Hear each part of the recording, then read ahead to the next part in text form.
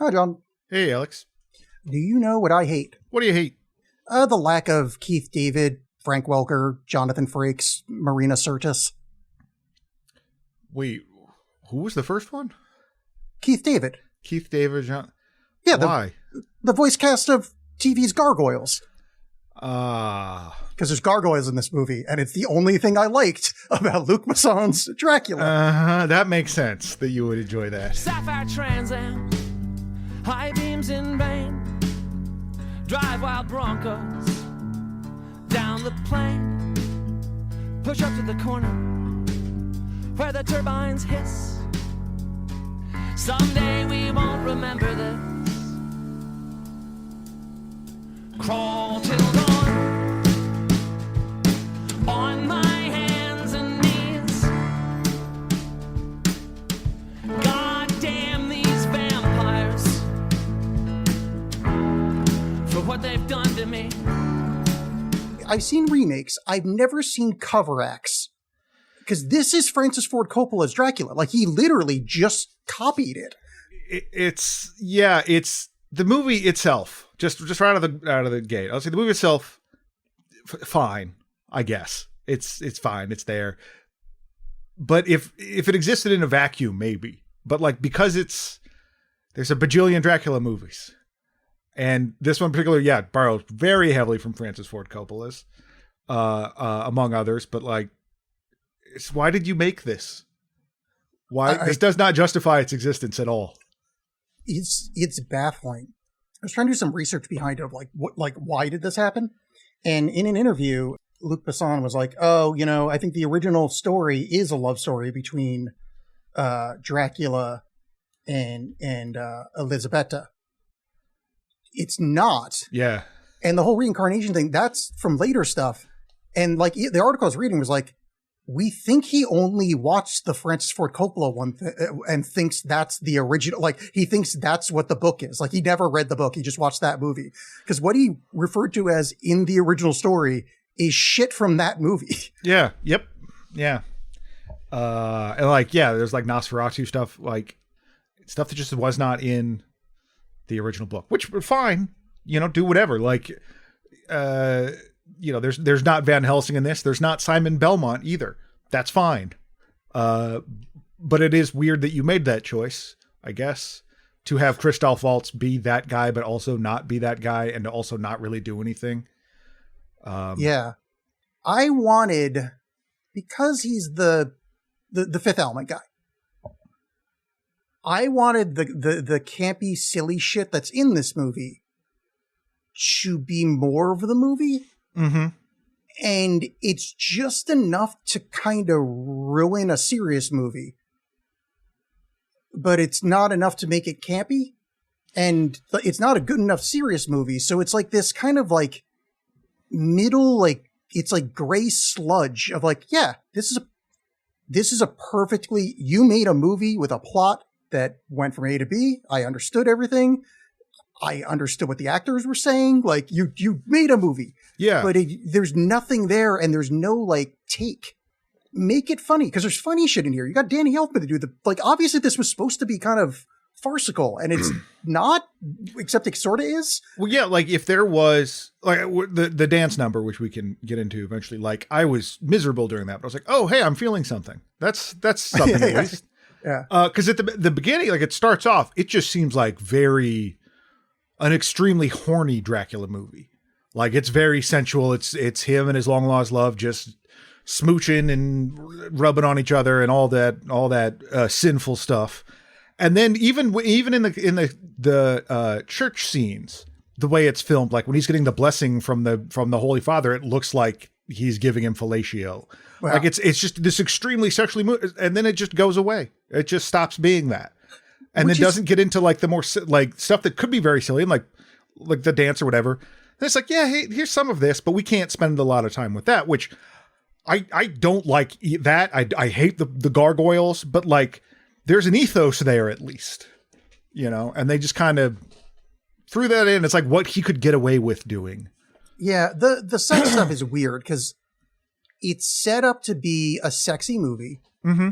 There's setups. It's like they're doing punchlines, but no jokes. Like they set up they basically sets up an orgy at the dance party, should be an orgy. And it kind of is, but they don't show anything, and it's super chaste. And it's this he just did not make a choice of what he wanted this movie to be. And it just lacks for it. This movie's lacking. Yeah. Like, I mean, even Maria, who's basically the cover of Lucy from the Bram Stoker or the Francis Ford Coppola version, to be more specific, I guess, is like, that Lucy was very like flirty and kind of sexually forward. This one is just so lascivious and much more like sex. But then they don't really do much with that. It's just kind of there to titillate you a little bit, but then it doesn't really serve a larger purpose. And even that titillation is pretty wan. I actually think, although you're right, she reads as this like sexy, like, again, it should have gone that way. One of the only energetic spots of the film. Absolutely. Yeah, there was definitely life there. Like her, Christoph Waltz, and the gargoyles are like the only scenes. And the gargoyles, just because I'm like, I can't believe this is happening. Like, yeah. And by the way, people, just spoiler or whatever. We're gonna say it's fucking Dracula. When there's that cute gargoyle is like holding like a basin to try to catch blood, and it's too big for it, and it's like adorable. And I'm like, what is this fucking movie? Because I would like that movie, but that's not this movie, and yet it's in this movie. Like, what the fuck is happening right now? Well, and allegedly in interviews, he had said that Luc Besson said that he wanted to make this movie really because he really enjoyed working with Caleb Landry Jones on a previous picture, and is like, I want to. What's a fun role for him to do? Dracula. Now, Caleb Landry Jones had like a really hot run there in the 2010s, where he was in a bunch of. He was in like Get Out. 3 Billboards. 3 Billboards is the only one that I like kind of remember him from. The Florida Project. And he always kind of read as this like twitchy, almost Matt McConaughey kind of thing. I think maybe because he was in more Southern roles, but he was a weirdo. He's great in Twin Peaks: The Return as a strung out junkie. Places like weirdo roles, and so you're kind of thinking, oh, this is a very odd choice to be Dracula. I'm sure he's going to bring something very impressive to this. No, he's fine. No. Again, just it's totally fine. It's good job, but there's nothing special about it. There's nothing like, I could see why he wanted this guy to do it. I would say he's bad. One of the things this movie does well, and it's through Caleb Landry Jones, is I guess he had bet the industry, Luc Besson had bet the industry of, I bet you I can find somebody to do a worse accent than Keanu Reeves did in the Francis Ford Coppola one. Because the Caleb Landry Jones as Dracula, whatever accent he was doing with that Wallachian accent is fucking embarrassing. But see, like for me, that worked. That was totally, I was on board with it. See, if that accent, those gargoyles, make the whole movie like that. Not this weird, like, randomly it's a serious movie thing. Like, it's, because, like, in the kind of opening sequences, you see Dracula's wife, and she's in like a marriage dress kind of thing, or just a fancy lady dress. And she has it's like called a train, like a veil, long thing hanging from her dress. That's absurdly, comically long, to the point it felt like a Zucker Brothers joke. Like she had 2 ladies in waiting behind her on like another flight of steps. That's how long this fucking thing is. I'm like, oh, I almost called him Jean-Luc. This is Luc Besson. This is what he's doing, man. That's Ruby Rod. Like, you're doing some weird shit. And it's just dumb. Like, nothing came of it. It's just, well, it's like the comedy torture thing where it's like, you gotta carry it on if you don't carry it on long enough, it just isn't funny. But then if you carry it on too long, it's not funny. And the problem is like, he wasn't too French. He was just extremely French, and then didn't go that extra step to where it's like, oh my God, that's ridiculous. It was just very French. And I think that like that long trail is part of it. Some of the tonality of this is still just like, yeah, no, I can see this sense of humor, this aesthetic, and it's just not translating. That's kind of the big question is me wanting a tone in this. Like, is there did people in France understand this and be like, I see what you're doing here. This is great. Like, this is all this great humor.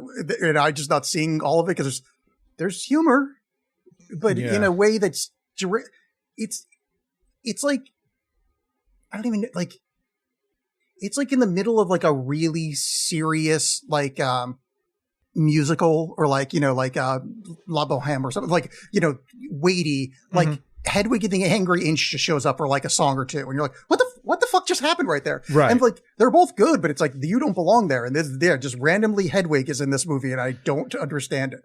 Yeah, we've made reference to already a couple times the gargoyles. And the thing is that when Jonathan Harker goes to Dracula's castle, at this point, there have been a bajillion Dracula movies, at this point, there's been a lot of adaptations of that novel. So I'm just going to assume the listener has some idea of the basics of this plot. But that when Jonathan Harker is at the castle, we find out that the Count is not alone there, that he has created these helpers for him. And they're these tiny little animated gargoyles. They're these CG gargoyles that run around, which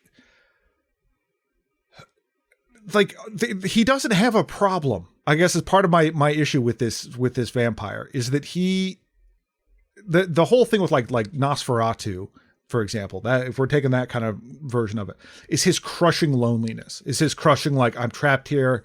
I'm reduced to this monster. I can't do anything. He just went, I got bored of looking for my lady love. So I subcontracted it out, and then I'm just going to kind of hang around, and I could revitalize myself whenever I want to. I just kind of don't. I'm just kind of bored, I guess. Like he doesn't have an issue. It seems like he's just kind of there.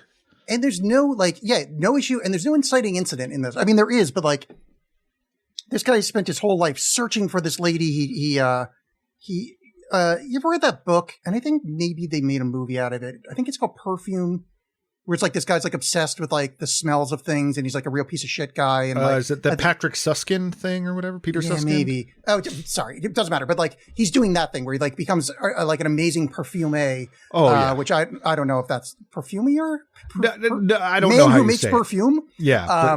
Perfume guy, to the point that he can like take over you. Like it makes you so horny and whatever, blah, blah, blah. But he did all this, but in the reality of the film, he could have just sat there, did nothing, and then eventually a young lawyer would show up that happens to be married to the reincarnation of the lady he used to be married to. There's so you have kneecapped his entire backstory by coincidentally introducing this. Yeah, that was a weird thing because that was an unfortunate choice because the idea that he becomes Dracula because in a big battle, they're fighting the incoming hordes, and he asks the Pope, hey, protect the priest, whatever, protect my wife. If I die, I can't stand the idea of living without her. If I live, I want her around. And she dies. She gets in her head to go like chase after him or something. And he finds that out, and he's like, guys, time out. I have to go pick up my girlfriend. Time out on this war. I got to go pick up my girlfriend. And in doing so, she's getting attacked by someone, and he ends up stabbing her by throwing his sword at the guy that's holding her, and she gets stabbed, whatever. So he's furious, renounces God, kills the holy man, becomes Dracula.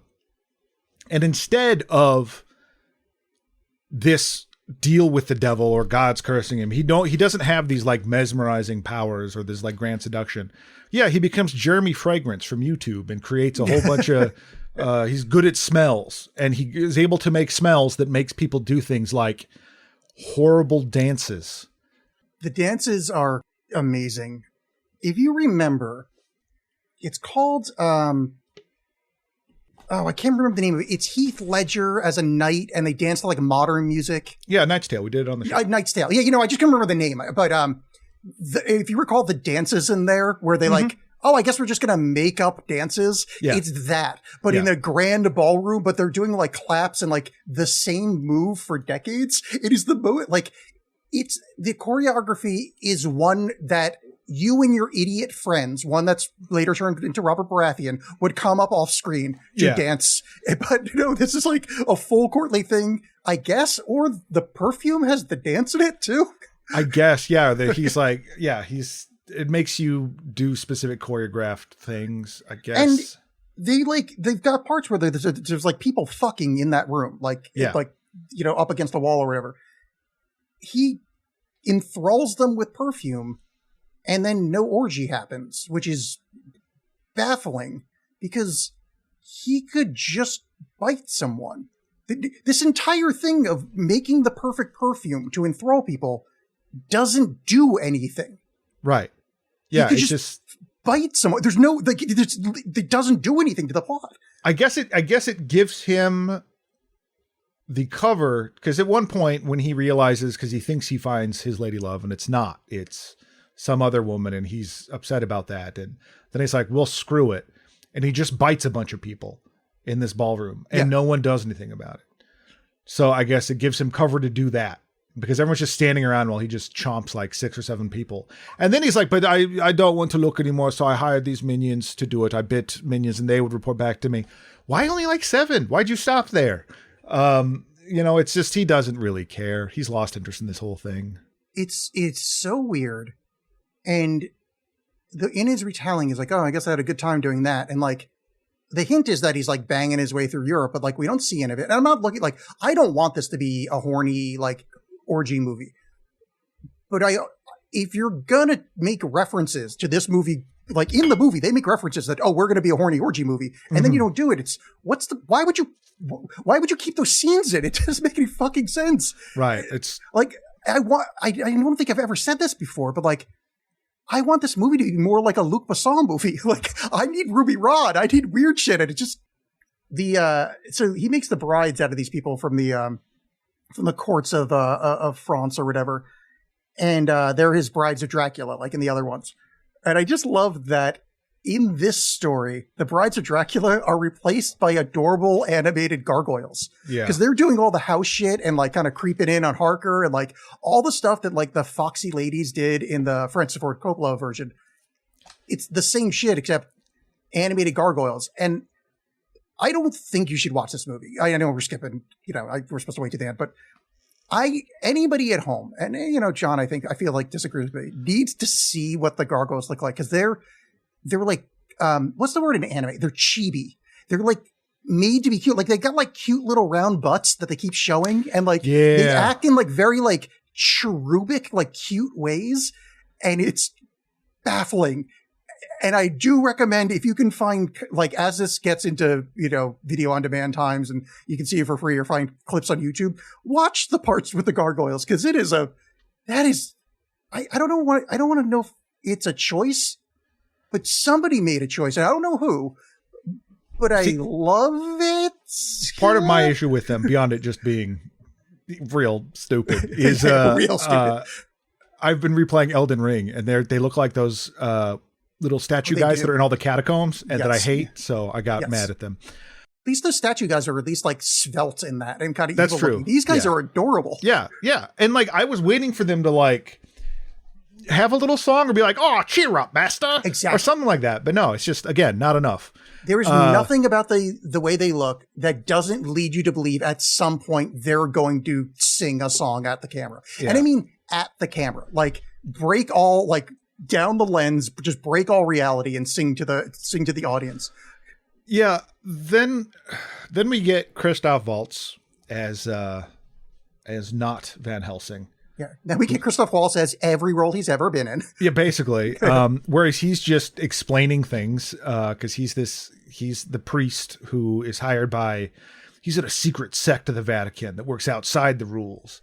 Cause he studies stuff, occult stuff that would be, bad. Yeah, he's like been chasing Dracula for.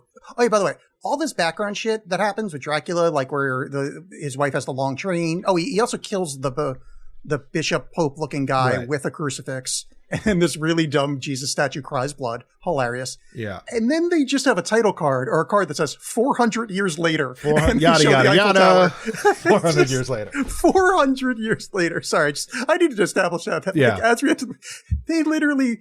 Not like they did the backstory that doesn't matter and then did a card that says 400 years later. It's well, I mean, it doesn't, you know, if we're comparing this to correctly to Francis Ford Coppola's Dracula, it's like that stuff's in there as well, but it's like, it's told in this like cool, flashy montage, whereas this is a decent chunk of the movie. And then, yeah, then the 400 years later seems like quite a leap. Yeah, but so the Coppola one,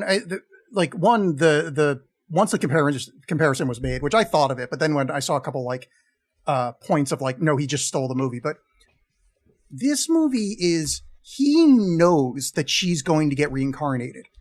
I feel like I haven't seen Francis Ford Coppola's Dracula, but I feel like it was like he wasn't expecting that. No. Which changes the dynamic entirely and makes that movie function. And this one doesn't. Because this movie, it's just, I guess he's just hanging out waiting for a thing he knows is going to happen, which is absurd because if he believes that she's going to come back, the whole movie, he's been a good Christian guy because he believes in God. Because that's, you know, like spoiler, at the end of the movie, it's kind of, that's the reveal, like, you know, I guess I'm a good guy after all, even though I murdered half of Europe. But like, he believes in God the whole time because he knows he's going to be reincarnated, which is, I don't even know where to begin theologically. Like, one, that's not in the Bible. Two, how do you know that? Three, if you know that and believe in it, shouldn't you still be a Christian? I don't understand this man. Right. Yeah. No, it doesn't make a lot of sense. Why is your accent like that? He does have great, as Dracula, he does have great Dracula hair in the Francis Ford Coppola style as well. Oh, where it looks like one of those pendulums with the scythes on it, whatever those are called. No, I don't know what you're talking about, but you know that thing, like, you know, like what's it called? I'm sure that's, you know, when you're like you're the pit and the pendulum. Yeah, but there's like the pendulum with the scythe on the bottom. Right. Okay.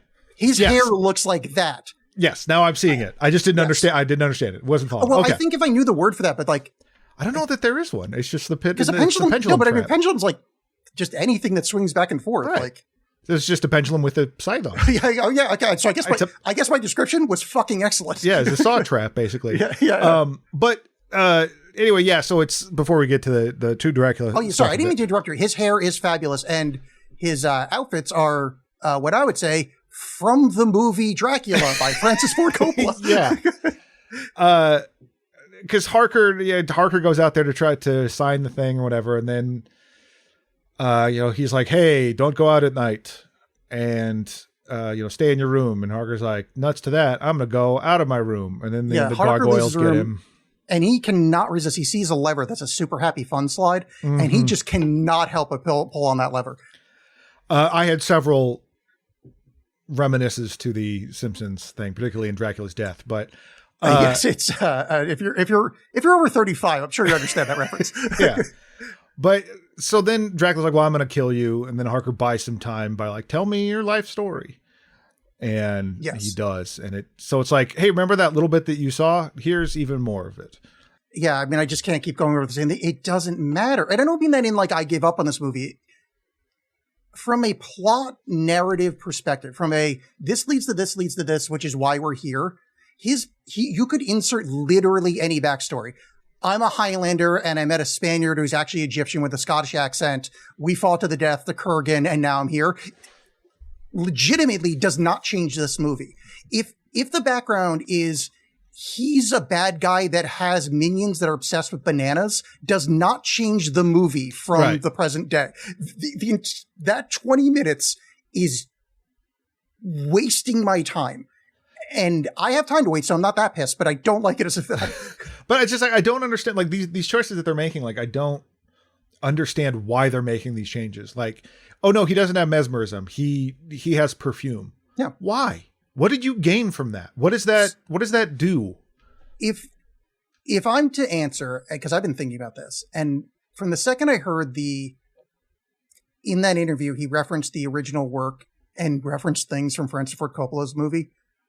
I think he just copied the movie and just in his head just changed a few things. Like, I don't know, he doesn't have mesmerism, so perfume, and there's no Brides of Dracula in the castle, gargoyles. The one thing I can think of is that by making it an external thing, by making it a thing you can essentially like turn on and off, I guess, is you can then go, no, these two actually love each other. There's no question there.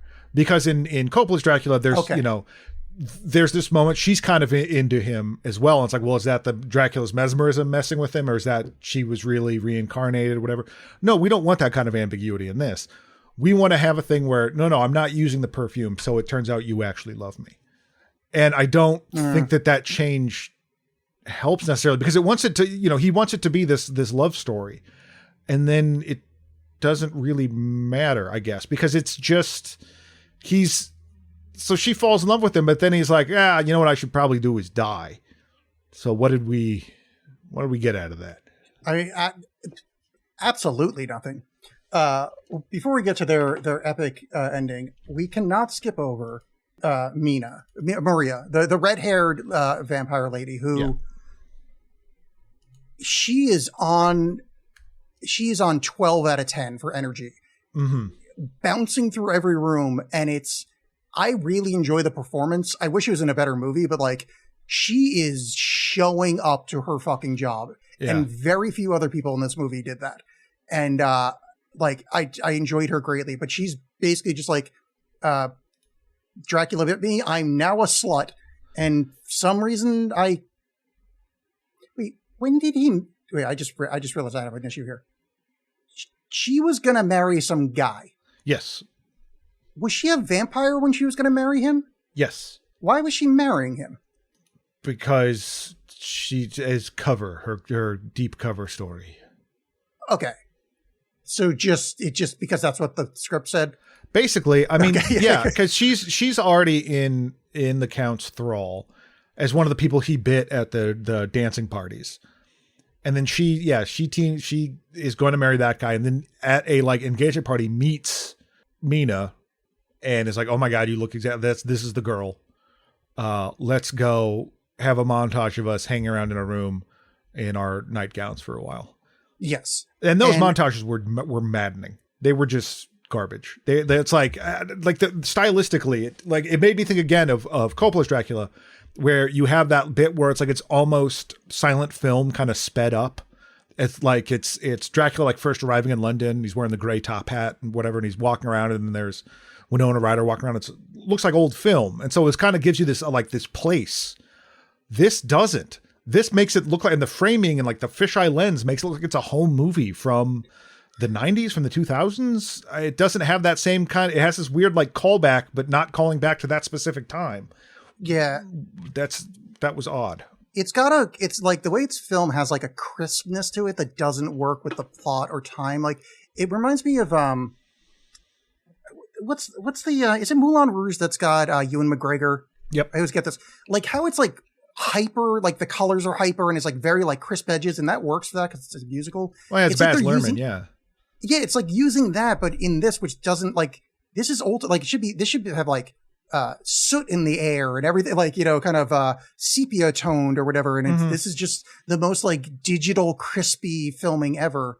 And yeah, it's her and it's Mina and Maria having fun. They go to like a fun fair, and Dracula creepily follows them around in a like he's invited, like, not like creepy, but like he's just literally standing behind them, and somehow that endears him to her, like her to him, like he like, oh, what a fun night we had with me and my friend, and you standing there, you also being there. Yeah, that we should mention, by the way, just more interesting trivia more than anything else, but Mina and / Elisabetta, played by Zoe Bleu, who's the daughter of Rosanna Arquette. So this is the second Dracula movie in like 2 years where the main female character is played by the child of a famous person, a famous actor. Wait, remind me who the other one is. Lily Rose Depp. Oh, that's from Lily Nosferatu. Yes, Lily. I forgot about that. Yeah, I mean, I didn't forget about the movie. I forgot that was a nepo baby. Yeah. I would like to take this moment. So Elisabetta, Mina, played by Zoe Bleu, she has very distinct eyebrows. Yes. They're very, very caterpillary. So in looking up stuff about this movie and going through Mr. Besson's past work, he recently did videos for Carrie Delevingne, who also has the exact same eyebrows. Yeah. And in the back of my head, I'm like, oh, is this your Tarantino's feat? Like, yes, she was in Valerian. That was. I forgot that was him. Yeah. Yeah. Okay. So he's got an eyebrow thing for his leads. Apparently, yeah. Which, yeah, it's funny. I'm not dunking on her. It's just like it's like the Tarantino thing. There's nothing wrong with feet, but when you show it that many times, you're like, oh, this is a thing. There was a TV show of The Exorcist not too long ago. I want to say like maybe in the late teens. I kind of remember that. Yeah, like Gina Davis was in it briefly, but like the two main female characters, like the young ladies, had just amazing eyebrows. Yeah. And they were very similar. Yeah. Kind of caterpillar. It's like, oh, is this just the style, or is the director like, I got a vision? Oh yeah. I mean, that's also the thing. Like I am not a person that knows, eyebrow styling. Maybe that's just, what it is. But like, it seems like I only see it in his movies. So maybe it's a French thing. Yeah. Don't know. Yeah. Europeans and their eyebrows. I don't know. Christoph Waltz has good eyebrows. Ewan Abid, who plays Jonathan, and I don't know if that's how you say his name. One of those guys that could look like anybody. Yep. Every scene from different angles, I'm like, oh, you remind me of this. You were like, at one point, I was like, you look like that guy from Northern Exposure. Yes, yeah. Like Joel Rob Morrow, yeah. Rob sometimes Morrow. David Dastmalkin, sometimes someone else. Because then he turns from the side, I'm like, no, you look like, what's that guy's name from The Brutalist? A very famous actor. Adrian Brody? Yeah, he's got like Adrian Brody face. I'm like, this man is like, okay, I think he's going to be acting for the rest of his life because he's got one of those faces of like, yep. And you put in a performance that wasn't embarrassing. Good job. You're going to work for the rest of your life. I think a thing that would improve this movie 100 times its current level is that after every time anyone talks to Dracula, he just goes, shut up, and then just gives an answer. Because that whole scene with him and Jonathan, where Jonathan is basically like underlining what he just said, so he'll be like, do you get this, audience? Do you understand this? So you were chasing her over the centuries. Shut up. Yes, I was. Because I think maybe it was just because I was audibly saying shut up. Yeah, that actually did remind me. So there's very few parts in this movie that I liked the lead, Caleb Landry Jones. I think he wasn't the right choice for Dracula. It just doesn't. Yeah. I could see him in other, like, I don't know him from much, but I could see him being good in other stuff. It just like miscast. But one of the few things I liked is an interaction with him and Jonathan when Jonathan's trying to win him over and Jonathan says like half of a joke. And Caleb Landry Jones does this laugh like, this is the first time I've laughed in 100 years. Uh-huh. And it's actually really good. Like, it's stupid, but it like really works of like, oh, this is like, he wasn't expecting his vocal cords to do this. I'm like, oh, that's actually a nice performance. Yeah. Yeah. There was, I don't want to say humanizing Dracula, but it gives him some depth. That was nice. Something. Cause a little character moment. I going back to the audience, cause I didn't reference this.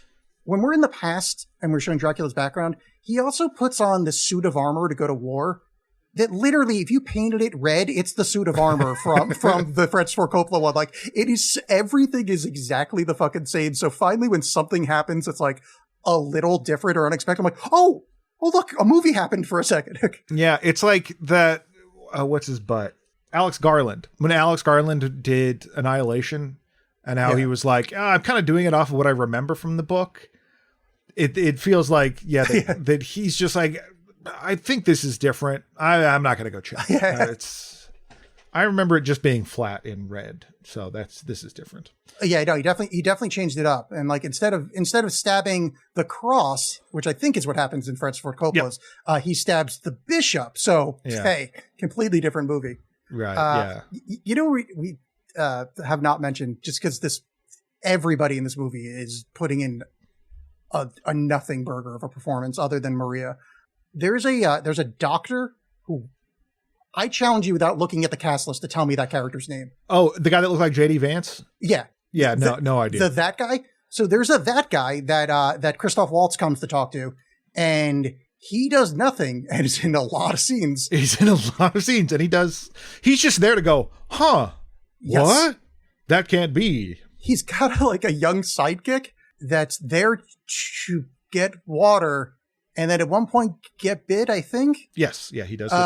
But that's like, I'm not exaggerating. That's all that happened. There's no like, it's these characters could be excised from the movie with like, find and then select the whole row, hit delete, and you don't have to change anything. You might go, I wonder why Christoph Waltz is in that hospital, but you don't need to change anything else. It is, Yeah, it doesn't really matter. Because then they also, they get into their group, the guy that was the fiancé of Maria, another man with a name, to join in, and he has what I like to call a personality. Does he? He uses words. Oh. He often says them in order, and he has 2 guns, which means he's personality. Yeah. Yep. Yeah. It is. It. Yeah. I know I forget names. There's it does not matter. They're not characters. It's fucking incredible. I'm not saying this lightly. If it wasn't a retelling of this, I would have been able to forget Dracula's name. That's how nothing he is in this. Like, if that was like a new character, this is the first time this has ever been filmed, I was unaware of the book and be like, the old guy that's in the castle that he gets young. I don't know what his fucking name is. I'm Davy Neckbites. Yeah. The gargoyle's dad. That guy. Yeah. It was. Yeah, there's a lot of just the what this movie focuses on and chooses to kind of gloss over is strange. In that like it's unfortunate in that like you could have just not bothered with this. Or like if you're gonna bother with this, like give me a little bit more than you're doing. Its choices are weird, and I don't know why that reminded me. That reminded me of another incredible choice that made me think I'm about to watch a masterpiece. Right after Dracula's wife dies, he gets sad and jumps out of a window. And then falls into the snow, gets up, runs back to the house, still covered in snow, jumps out the window again immediately. And it happens, I think, 2 more times. He does it a bunch. It's hilarious. And it's early enough in the movie that I'm like, now I see what this movie's going to be. Yeah. This is going to be amazing. With gargoyles plus this is going to be amazing. And I think that's the last funny thing that happens, but it is so comic. It's shocking that's in this movie, the way the rest of it plays out. Yeah, it elicited a groan out of me at first, because I was like, oh, we're getting wacky with it. But again, like wacky's at least an ethos, and this movie couldn't even conjure that up. But it did feel something a little bit more akin to something out of Dracula Dead and Loving It, which is maybe one of his influences as well, though. Caleb Landry Jones is no Leslie Nielsen. I'll say that. It is exactly what that was, because I was thinking, I know that I don't think that's Zucker Brothers, but that's what it reminded me of, like that kind of. It's Mel Brooks. Yeah, but it's like it's Leslie Nielsen, right? Yeah. It's like that thing. Like it's a joke that a comedy movie starring Leslie Nielsen would do that joke. Yeah, and it is. There's no way that it wasn't done for comedy. I know I keep saying the same thing, but it's just baffling to me that the rest of the movie isn't a comedy. I don't Right. It's like he lost interest in that approach, or like came to that approach later in the filming and it was too late. We had too much stuff in the can, but it's just, it's inconsistent with that. Cause that would have, it needed to be weirder. Like those, if you had expounded on those, as much as I didn't like them, if you expounded on those weird elements that Luc Besson brought into it, it would at least be it would at least justify its existence. It would at least have a reason that you made this movie, that you're like, this thing needs my voice, and this is the voice I gave it. But you just did a cover of it, and you didn't change that much. Speaking of the end of the movie, as we're getting close to that, so she falls for him. She remembers that she's Elisabetta and kind of falls for him. He sort of turns her into a vampire, like does 2 of the 3 steps or whatever. And then it becomes a quest to go rescue her. And so they go back to his castle, and he's super young again because he feasted on a bunch of nuns, which was a neat, like, visual. That was a cool thing. But again, it was like, why weren't you just doing this? I don't understand why the whole, like, oh, I found my love, I better go terrorize a whole Catholic church didn't read to me. No. But he's Dracula. He's whatever. Go do it. Because the Dracula we're watching in this also says that he's like, I don't like human blood. He survives on animals and stuff. Like, it's like, vegetarian vampire style, the Cullens. But he goes to the nunnery and he puts the perfume on. And in this, because it doesn't make sense for what we were talking about, like in the movie, but from a directorial perspective, this has been mostly boring, not a lot of stylized shots. There's an over-the-head shot where like a wave of nuns lifts him up in this like messianic pose as he like feasts on one, and they're all in white, and like it's almost like a I don't know, like Jodorowsky kind of shot. It's like very hyper stylized, and it sticks out because there's no other shots like that in the movie other than the close in the beginning with the lady with the dress. It would be cool, but it's baffling. It would matter more, I guess, because if the emotion it's trying to get across, the idea it's trying to get across is, I'm back, baby. Hey God, look who's back. Yeah. Like I'm just me in a major way. If you had like escaped from the bottom of from a jail, a Dracula jail, the bottom of this convent or something that happened, but you were just bored. You just stopped looking, and then you're like, oh, well, I'm back. No one was stopping you. You stopped yourself. Yeah. So it didn't really feel like that was whatever emotion it was going for there. I didn't get one beyond, oh, this was cool looking. No, because we don't, in the, those kept saying like how the backstory doesn't matter. In the backstory, we never see him go nuts and eat a bunch of people. So we don't know if he's a bad guy. Like, I know we assume it because he's Dracula, but other than killing that bishop, I don't think we see him murder anybody until the nuns. Unless you count turning. He bites those people, turning them, but it's not really a murdery situation. But it's not like he had like hundreds of deaths below his belt. So it's just it doesn't fit the character. It also doesn't fit the tone of the film, like the shots. But it's cool. But it's neat. Just if you watch some scenes with the gargoyles, watch that scene. Yeah. you don't need the plot. Doesn't matter. But so then they all come into his castle to a bunch of soldiers like that, and it gives Dracula a great chance to do some John Wick shit. Yeah. While a bunch of people just kind of stand around and wait to get murdered by him. They're not doing a very dynamic fight scene. Hallway fight where he just kind of stabs people, does a bit of spinning, stabs more people, makes a lot of Willem Dafoe faces because he's got a Willem Dafoe look during these parts. But then he goes to kill last man standing. Basically, is Christoph Waltz, and he's like, I'm gonna leave you alone because I hate God. I don't care about his servants. And Christoph Waltz is like, aha, well, have you thought about this? And then debate clubs him into killing himself. Yes. Basically. He's just like, how can you be good if you are in fact bad? Checkmate. And then he goes, yeah, good point. Make sure Mina's okay. I'm going to die. And him dying, and because a lot of the reason I want to establish the tonality of this movie is for this scene. Christoph Waltz and Dracula are talking. And Dracula is backed up against a door. On the other side of the door is his resurrected wife, who he killed the first time by throwing a sword through another guy into her. When she is backed up against the door, Christoph Waltz is there with the spike. I'm like, oh, please. Like, this would make the movie worthwhile. If he spiked through Dracula, through the door, and then hilariously she dies the same way.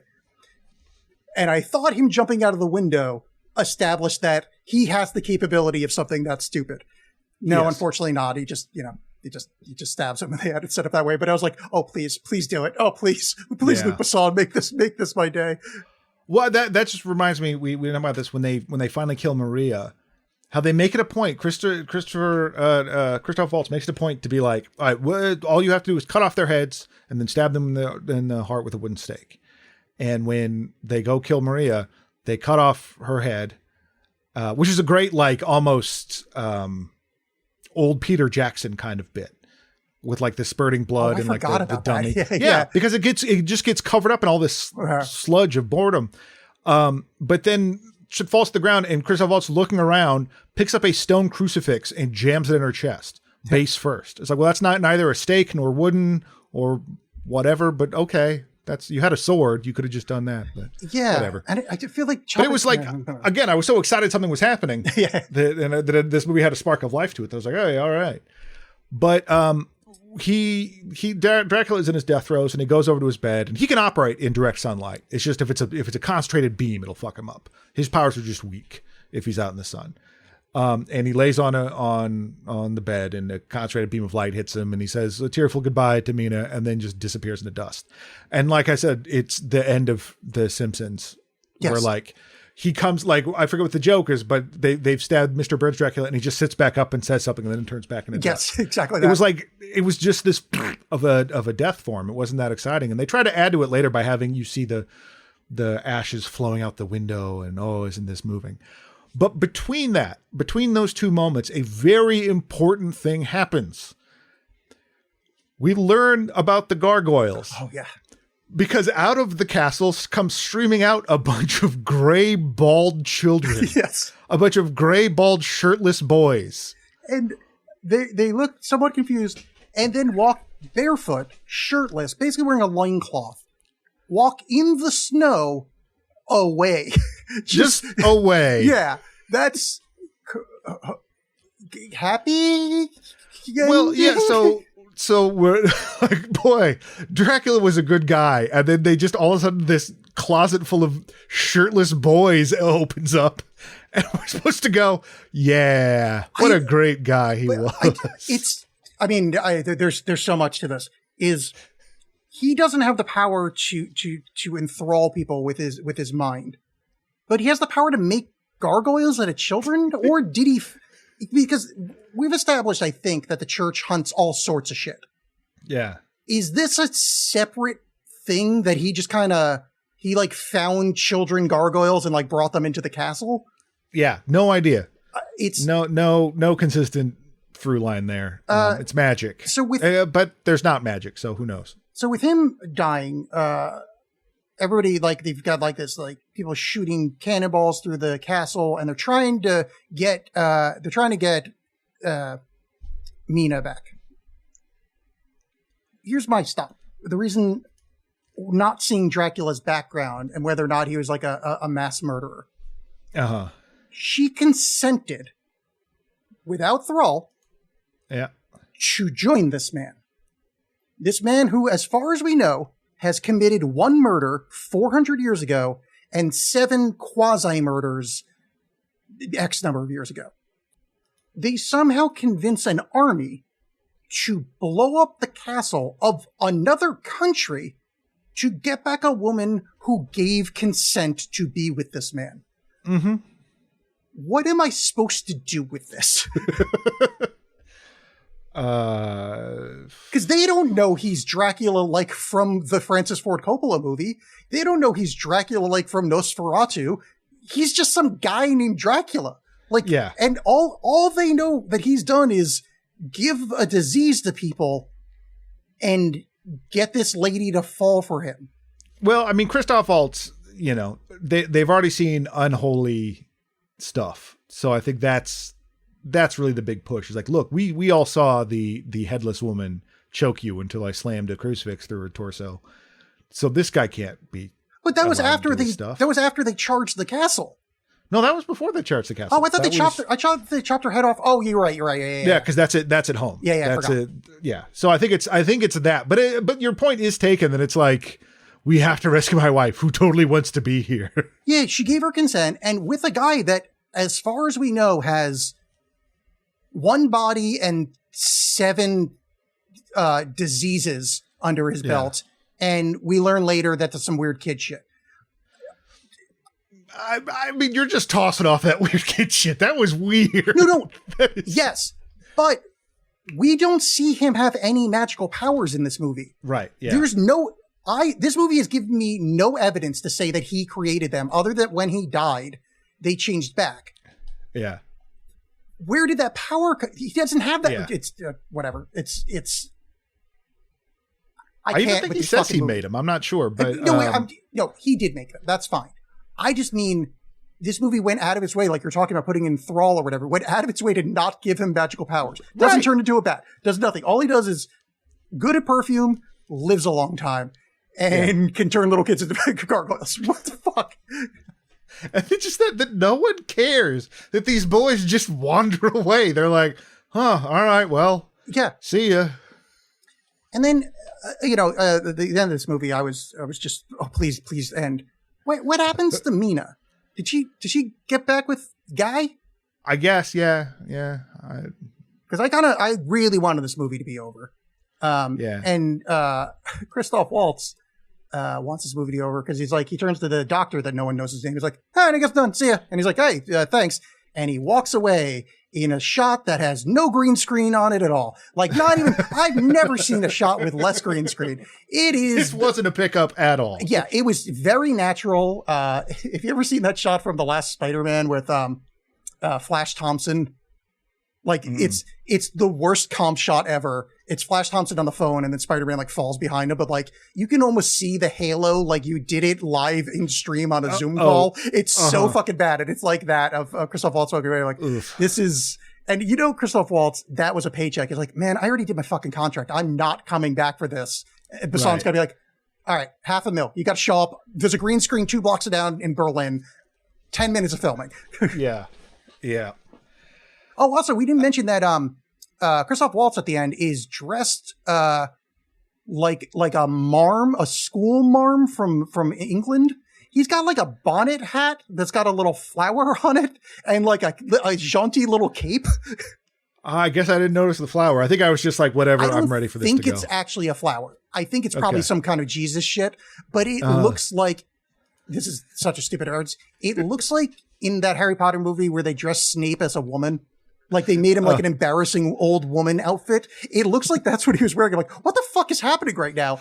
Because I thought maybe it was going to be a bit. I thought he was going to do yoo-hoo, like that thing, like a Bugs Bunny at the end. Yeah, it's a prequel for Luc Besson's Mrs. Doubtfire remake. It's time to win back my kids. Yes. So the movie thankfully ends, and it's anemic. It's lifeless. I think, it's almost worse that there are those really dumb elements in it because it does give you the idea that this movie could have been something else. Yeah. And as much as I would have hated that movie, it would have been not anemic. It would have been something. So when he was running and jumping out of the window repeatedly, I had the thought of, thank God the Besson movie is starting now. We had to do the setup. That was the serious shit. And now it's going to be super stupid. John's going to hate this. This is going to be Fifth Element. I'm going to love it. It's going to be over the top. It's going to be stupid as shit. Probably sort of gay, but also weirdly heteronormative. Just Besson being Besson. Right. And then it never happened. And I'm like, oh, no, John and both of us are going to hate this. Because that jumping out of the window, I'm like, oh, that's Ruby Rod. This is going to, we're going to get a Fifth Element out of this. This is going to be The World of Tomorrow, or the fuck that movie was called. But nope, it's just, what is it? Valerian in the Valerian in the Land of 1,000 Planets? Yeah, or something like that. Yeah. Planets, or the Land of 1,000 Worlds. Or... Yeah. Don't watch this movie. It's not good. It's not even the scenes that we're talking about that I enjoyed. We spent so much more time talking about them than there was screen time. It is not worth it. Don't put it on at a party. Forget it happened. It's not really worth watching. It's there's so many other versions of this movie. Just watch those. Somebody pointed out this is the third one in 4 years or something like that. Cause there's the something of the Demeter, Nosferatu, and this one. The Last Voyage of the Demeter. Yeah. The Nosferatu. I feel like there was another one. There may have been. Yeah. Just somebody was pointing out this is, people are out of ideas. Done. Yeah. Yep. So, you watch anything good recently? No, for the most part. Because I watched Undertone last night and that stunk. And then I saw the worst movie ever made, one of the worst movies ever made. I bet you're familiar with this. After Last Season. Oh, I've not seen it, but I've heard of that. What's that one again? It's people sitting around for a very long time, and they have they try to communicate telepathically with this chip, and then they see a murder. Maybe it's so incompetently done. It's infamous for how terrible it is. It's not fun. That one is that's like podcasters find ghost in a podcast or some shit like that. Undertone is that. Yeah. Okay. Yeah. It's I can't get behind the concept of it. It's just, first of all, I could never get over the this could easily just be a hoax. Why is this real? Why are you doing any of this at all? And it's also just just shut your laptop and walk away. Who cares? It's a podcast. But anyway, the new Amazon is running the new Ghost in the Shell animated series. Oh yeah. Which is pretty good. It's dead on to what the original comic was. I had the big collection And it looks and is stylized exactly like that, but it also makes me realize how much more I like the movie. I like that somber, dreamy tone of the movie more than that, but it's still good. I still very much enjoying it. And then other than that, no, not. I've been out of town a bit, so I haven't watched a lot of stuff. I think I already talked about I talked about seeing Supergirl, right? Last episode. Yes. I think so. Either way, it's fine. It's a lot better than the reviews have you think it is. I just finished season 4, whatever, the recent season of From, that's on MGM Plus or something like that, with Harold Perrineau from Lost. And this is its weakest season, but continues to be a really enjoyable show. Like it's just doing its job. The premise should have like those old cartoons where the jalopy runs out of gas and just kind of like huffs and dies. It should have done that like season 2, and it's still managing to like keep you engaged. It does feel like there's gonna be a solution, like there's gonna be an answer. And I don't know if it's gonna be a good answer, but like it feels like it's gonna happen. It's not like a Lost thing where there's like, I don't fucking know, I'm just gonna keep making episodes. Like it feels like they're leading to a thing. So like kind of lightly recommend. And from a bad movie perspective, so Carrie and I could not find anything to watch. And when that happens, we usually go to either YouTube free movies, because by the way, people at home, if you have YouTube Premium, their free movies section is really good right now. There's a fuckload of like actual quality movies. But when that didn't work, we go to like the library ones. And Carrie found a movie called Frequency. Are you familiar with this at all? The one with Jim Caviezel and Dennis Quaid? It's it's Frequencies. Okay, so yes, this is it. It's children when they're young, they figure out what their frequency is going to be. That means how lucky they're going to be. And this lady with a frequency off the chart, a little girl, kind of befriends / starts to study a little boy with a frequency that's very low. And it starts off like, oh, this is like a funny enough, whatever, just like nothing, watch it when you have nothing else to do movie. And it starts off with the little kid versions of them, and like, okay, when it gets to the future, it'll probably get good. Like, this is the setup. And it just never gets good. And I rarely do this, but I don't think I made it a half hour. It is, there's like, they had rights to like 3 places to film. Every actor is dog shit. The filming looks like a BBC like soap opera. Like maybe it gets good. Apparently, Ain't It Cool News said wildly smart. I adored this. The trailer auto played while I was trying to figure out the name, but oh boy. So yeah, we're getting there, and I'm like, hey, I don't like. I'll watch the rest of this if you want, but like, I really don't care about this movie, and I'm actually kind of angry at it. And we're like, yeah, let's just watch something else. Oof. That's bad. That's not good. Hey, sometimes you find good ones. That's how we found that weird kombucha horror movie, which we both ended up liking. Oh right, yeah. That's all I really been watching lately. Other, just catching up on the From, and I've heard the new Interview with the Vampire season is good. I just haven't caught up to it yet. Yeah, I haven't watched any of that. I've heard, speaking of very campy things. I love the first 2 seasons. I've not caught the third one yet, just because it's one of those like. I like having the binge and like restarting it. It's like, I don't know, maybe I'll just wait for the whole season to be done. Like I just don't have like I don't have that like momentum of like needing to watch the next one. I'm just trying to watch the first one. Like, then I'll have to wait a week, and fuck that. I'll just 6 months from now. Just build up some. And, yeah. There's so much stuff to watch. John, I would like you, as a man of words and a man of movies, to tell our audience what we're doing in 2 weeks. Okay. Next time in 2 weeks, we're going to watch Gore Verbinski's Good Luck, Have Fun, Don't Die. Time travel sort of dealy about AI and such and thingies. With Sam Rockwell. Sam Rockwell. One of those guys that you never think of, and then you're like, wait, is he amazing? Yes. Juno Temple, Haley Lou Richardson. These are all people. I think Michael Pena. Zazie Beetz is there too, right? Sure. Why not? Yeah. Let's say she Let's is. just say, and she isn't, hey, I'm the one with the deteriorating memory on the show. Blame it on me. If she's not, she is. Hey, she is indeed. Oh, and Asam Chowdhury from Hugh really? Zon's Taskmaster. Yeah, Taskmaster fame. But we'll see you in 2 weeks there, people. Bye. Goodbye.